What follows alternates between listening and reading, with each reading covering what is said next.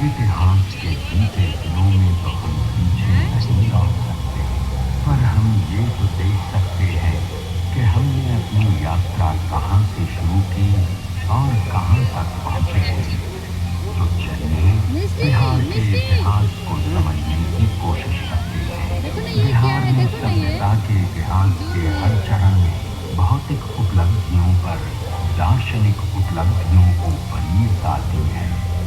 यही कारण है कि हर संक्रमण के दौर में लोगों ने बिहार की तरफ रुख किया है।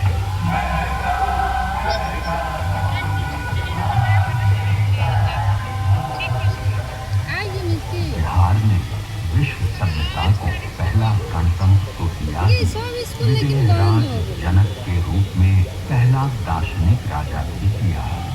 ये भी विश्व सभ्यता में एक अद्भुत उदाहरण है कि जिस बिहार में आस्तिक दर्शन का सूत्रपात हुआ, उसी भूमि पर जैन एवं बौद्ध जैसे अन्य दर्शनों का भी सूत्रपात हुआ। वर्चस्ववादी संस्कृतियों के विरोध में यहाँ से आवाजें लगातार बुलंद होती रही हैं। आइए चलिए बिहार की कहानी की शुरुआत करते हैं।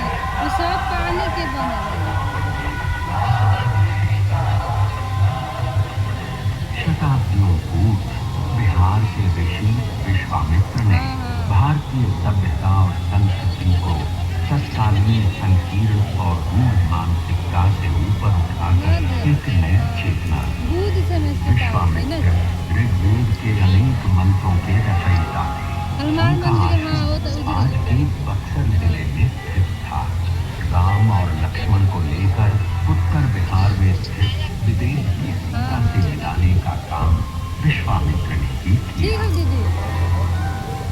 लोग जब अपने जीवन के सच, औचित्य, संवेदना और विडंबनाओं का प्रतिबिंब किसी व्यक्तित्व में पाने लगते हैं, तो उससे हद तोड़कर जुड़ने लगते हैं। सीता एक ऐसा ही व्यक्तित्व लेकर पैदा हुई। सीता ने अपने व्यक्तित्व से संपूर्ण नारी जगत को वो विश्वास दिया जहां उसे कभी अग्नि परीक्षा नहीं देनी होगी। बिहार की कहानी को थोड़ा आगे बढ़ाते हुए महाभारत काल में आते हैं।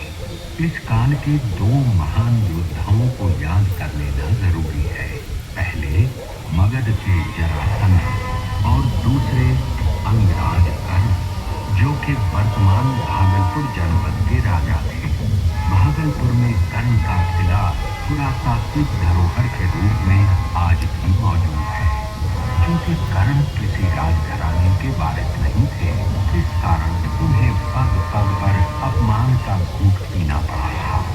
वो एक महान धनुर्धर होने के साथ साथ महान दानपति भी थे और इस व्रत की रक्षा में ही उन्हें जान गंवानी पड़ी।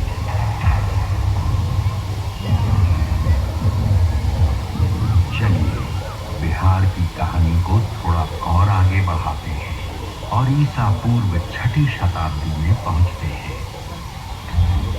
विश्व के इतिहास में ये वो दौर था जब पुरानी मान्यताओं को चुनौती दी जा रही थी। चीन में कंफ्यूशियस, यूनान में सुकरात और भारत में बिहार की भूमि से महावीर और बुद्ध के दर्शन का नवोन्मेष हो रहा है।